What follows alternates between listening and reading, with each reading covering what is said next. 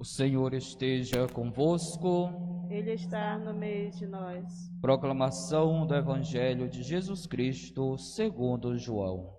Glória a vós, Senhor. Estava próxima a Páscoa dos judeus e Jesus subiu a Jerusalém. No templo, encontrou os vendedores de bois, ovelhas e pombas e os cambistas que estavam aí sentados. Fez então um chicote de cordas e expulsou todos do templo, junto com as ovelhas e os bois. Espalhou as moedas e desas dos cambistas e disse aos que vendiam pombas: Tirai isso daqui. Não façais da casa de meu pai uma casa de comércio. Seus discípulos lembraram-se mais tarde que a Escritura diz: O zelo por tua casa me consumirá. Então os judeus perguntaram a Jesus: Que sinal nos mostras para agir assim? Ele respondeu: Destruí este templo e em 3 dias eu o levantarei. Os judeus disseram: 46 anos foram precisos para a construção deste santuário, e tu o levantarás em 3 dias? Mas Jesus estava falando do templo do seu corpo. Quando Jesus ressuscitou, os discípulos lembraram-se do que ele tinha dito e acreditaram na Escritura e na palavra dele. Jesus estava em Jerusalém durante a festa da Páscoa. Vendo os sinais que realizava, muitos creram no seu nome. Mas Jesus não lhes dava crédito, pois ele conhecia a todos. E não precisava do testemunho de ninguém acerca do ser humano, porque ele conhecia o homem por dentro. Palavra da salvação. Glória a vós, Senhor. Senhor, tens palavras de vida eterna. Senhor, tens palavras de vida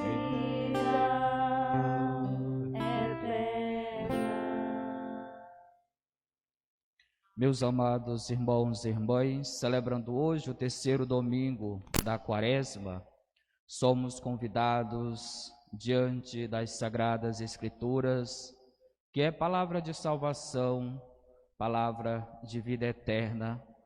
Somos assim convidados a permitir com que esta palavra transforme a nossa vida, se eternize também em nossas ações. O Salmo 18, tendo como um refrão orante: Senhor, tens palavra de vida eterna. Pudera nós crermos nestas palavras. E esta palavra não é simplesmente algo escrito, mas sim é uma pessoa, é Jesus. Não se trata de uma teoria, mas sim da nossa própria salvação. Deus, ele quis preparar o seu povo para este grande evento salvífico que teria o seu cume na pessoa de seu Filho Jesus. Deus também, uma vez em que os nossos primeiros pais, Adão e Eva, haviam saído do paraíso por conta da sua má conduta, Deus que havia criados para viver em plena comunhão com Ele, mas pela soberba, pelo ego, em busca de grandeza, ao invés de permanecer, ganhar o paraíso, foram assim expulsos. Deus, tendo consciência da atitude humana e da sua própria liberdade que Ele havia deixado na sua essência, no coração do homem, no coração da mulher, e após eles assim errarem, Deus, preparando o seu povo, ele, através de Moisés, coloca diante da humanidade a lei de conduta moral, para que esta nova geração pudesse ter um horizonte, um caminho mais seguro, uma convivência mais fraterna e, acima de tudo, deixassem de adorar ídolos e passasse a adorar o único Deus, aquele que havia se revelado na sarça ardente, em busca de criar uma nova aliança de fidelidade com a humanidade. E Deus assim cumpriu a sua fidelidade. O povo nem sempre foi fiel, mas Deus permaneceu fiel e acolhendo o seu povo, que era vacilante, errante, mas Deus sempre acreditou com que este homem, com que esta mulher, a própria humanidade em si, pudesse chegar à terra prometida. Deus preparou o seu povo, porém este povo nem sempre se abriu para a graça de Deus, para o projeto de salvação, não reconhecendo quando Deus, encarnado na pessoa de Jesus Cristo, veio visitar a humanidade. Ao invés de acolher Jesus, permaneceram com os corações endurecidos. Esta realidade lá nos primórdios, mas que tem culminância também nos nossos dias atuais. Ainda hoje, não somente os judeus esperam o Messias, mas ainda cristãos católicos estão e vivem com esta mesma mentalidade. Explico. Quando nós não aceitamos com que Jesus transforme a nossa vida, quando nós não acolhemos na sua palavra, na Eucaristia, tampouco na vida do irmão, que por sua vez somos convidados a transformar esta palavra em vida, vida eterna. Quando nós não agimos desta forma, não estamos tão distante como também dos fariseus, dos doutores da lei, que tinha todo o depósito do conhecimento, da sabedoria, das Sagradas Escrituras, mas que quando a própria palavra veio visitá-los, não souberam acolher. Ainda hoje em nossas vidas, agimos assim, não acolhendo Jesus. Mas, Padre, eu me esforço tanto com a minha vida de oração, venho à Santa Missa, faço os meus deveres, cumpro com os mandamentos do Senhor, e o Senhor me diz que ainda estou tão distante de Deus. A partir deste pensamento, o convite a cada um de nós não se restringe simplesmente a meros ouvintes, mas praticantes da palavra. Esta palavra de Deus precisa chegar no meu coração e a partir daí transformar em ação. A minha oração precisa ser verdadeira, não pode ser interesseira. A oração nos ajuda a manter um diálogo com Deus, mas um diálogo amoroso. E na maioria das vezes nossas orações são mesquinhas, são egoístas, porque só pedimos para nós. Dobramos nossos joelhos diante de Deus para pedir: Senhor, eu quero tal coisa, me ajude. Enquanto a humanidade, enquanto os outros irmãos sofrem, mas eu acabo esquecendo deste detalhe. Isso não é cristianismo. A nossa fé não pode ser egoísta. O meu diálogo, a minha oração com Deus deve também buscar alcançar a vida do meu próximo. Mas, Padre, eu participo das missas dominicais e sempre que possível semanais também. Mas será que eu estou de corpo e alma diante do mistério? Ou simplesmente estou por estar para cumprir um dever? Ou ainda estamos na igreja, mas gostaríamos de estar em um outro lugar, em um outro evento? Ou ainda preocupados? Meu Deus, esse padre fala muito, e já está começando aquela programação tal que eu deveria participar. Enfim, precisamos estar por inteiro na casa do Senhor. E esta revolta fez com que Jesus, diante daquela realidade, ao chegar no templo, casa de oração, de acolhida da presença de Deus, e se depara com aquele comércio. Aquilo que deveria ser sagrado estava se tornando algo profano.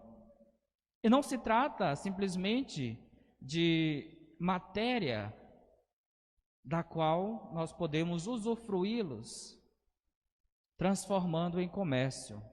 Mas a nossa própria vida, a nossa própria fé, corremos o risco de comercializar também.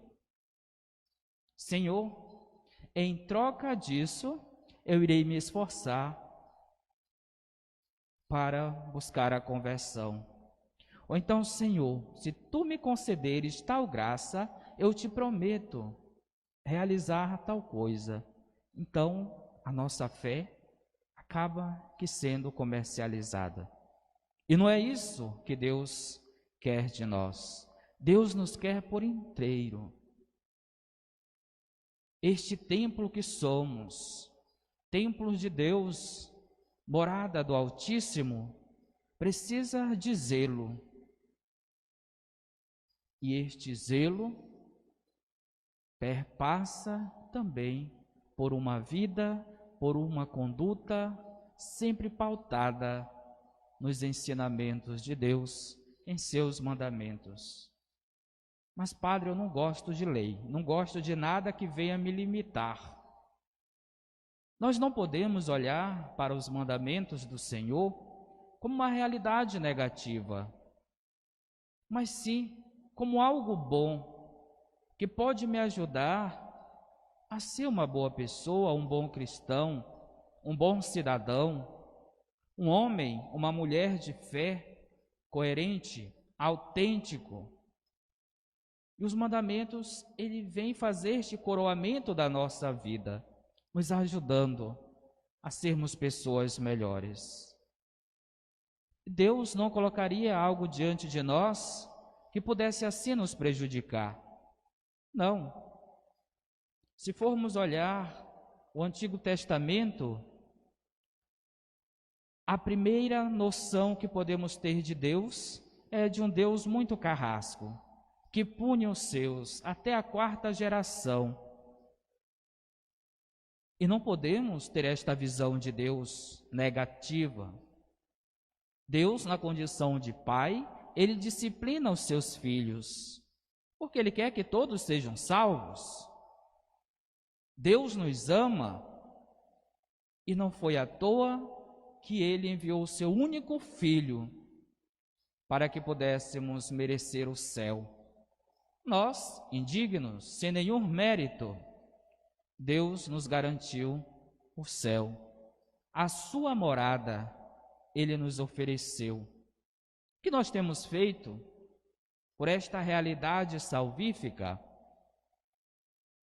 Entra a quaresma, passa a quaresma, e nós ainda no mesmo lugar, com a mesma conduta, com as mesmas ações negativas. Meu Deus, o que falta para nós? Abrir os olhos para a realidade da fé. Queremos ser salvos, queremos sim, mas Deus quer também o nosso esforço, o nosso contributo.